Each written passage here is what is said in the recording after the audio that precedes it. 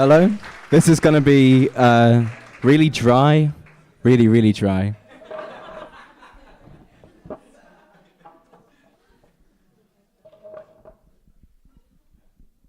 Can people see all right?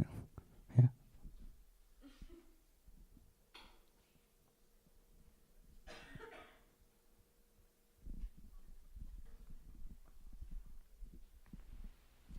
No audio. Can sometimes be accidentally induced when driving at speed past a long row of trees which cross a low sun.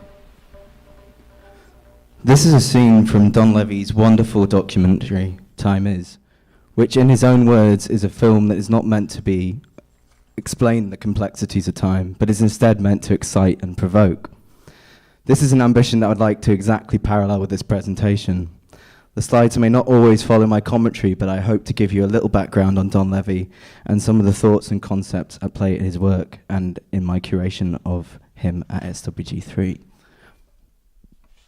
And it starts like this. Don Levy, 1932 to 1987, was born in Bathurst, New South Wales, Australia. His biography, like his work, is one of strange and diverse combinations: a post-Addis sculptor and painter, champion high diver, theoretical chemical physicist turned filmmaker. By 1960, Don had settled into pursuing an interest in film and was awarded the first ever film scholarship in the UK to study at the Slade. He went on to produce his now infamous feature film Herostratus, funded by the BFI in 1967, before taking a teaching position in Cal Arts in 1970, where he taught and inspired hundreds of students until his death in 1987, and produced many of the works presented in Time Regained. I tell you this not to make the work more interesting, although maybe it does, but because we can in a sense make sense of his subsequent work through Don's odd biography.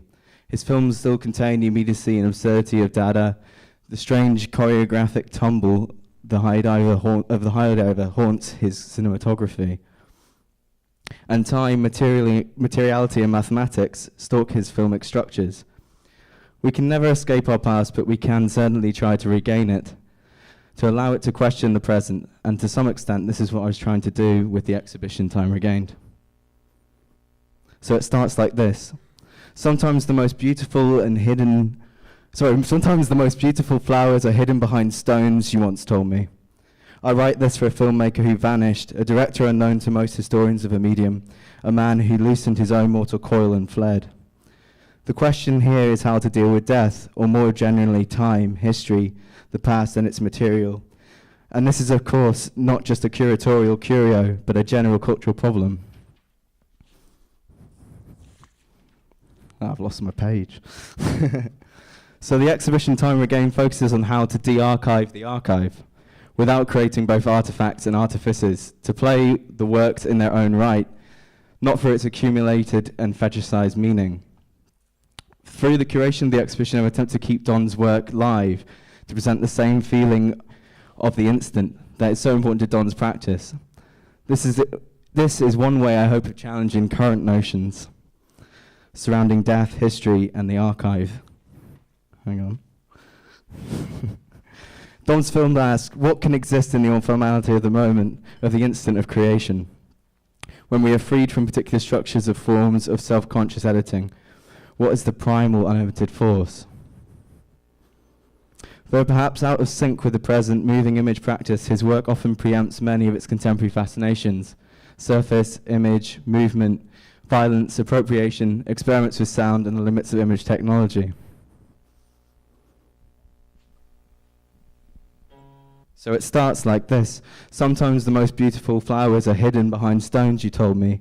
I write this for and about a filmmaker who vanished, a director unknown to most historians of the medium, a man who loosened his own mortal coil and fled. The question here is how to deal with death, or more generally time, history, the past, and its material. This is, of course, not just a curatorial curio, but in general a cultural problem. So the exhibition Time Regained focuses on how to de-archive the archive, without creating both artifacts and artifices, to play the works in their own right, not through an accumulated and fetishized meaning.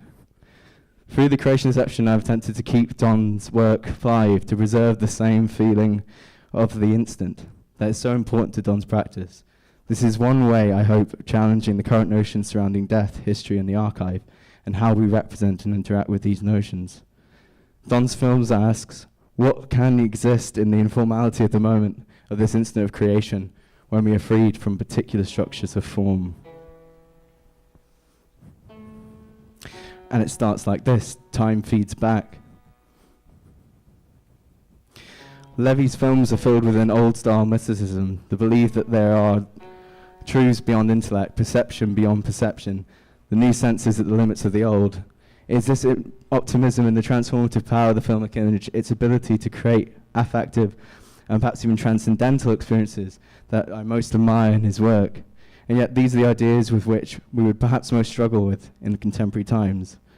What emerges from living alongside Don's life and work through the past year is a call to question the whole, to embody ideas as practice, to in a sense live theory, and perhaps most crucially for me in putting together this exhibition, to question and challenge the way in which ideas are presented and imparted.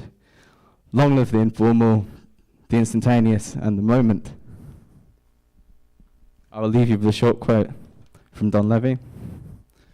Filmmaking is the fourth greatest art. The first greatest art is living and dying. The second greatest art is loving. The third greatest is mathematics. And the fourth greatest is filmmaking. I know. Don Levy.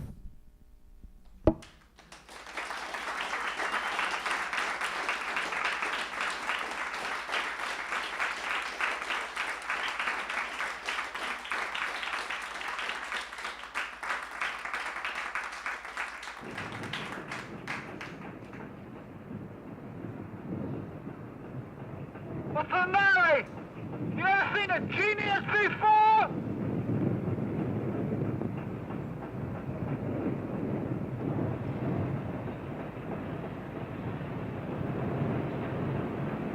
Piss.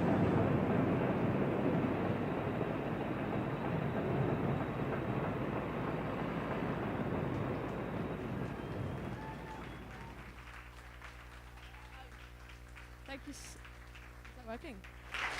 Thanks so much. What a roller coaster. What can we say? Please do join us for a drink, and I hope all our speakers can stick around. Thank you so much. I appreciate the effort you've all put into that. It's amazing. Thanks.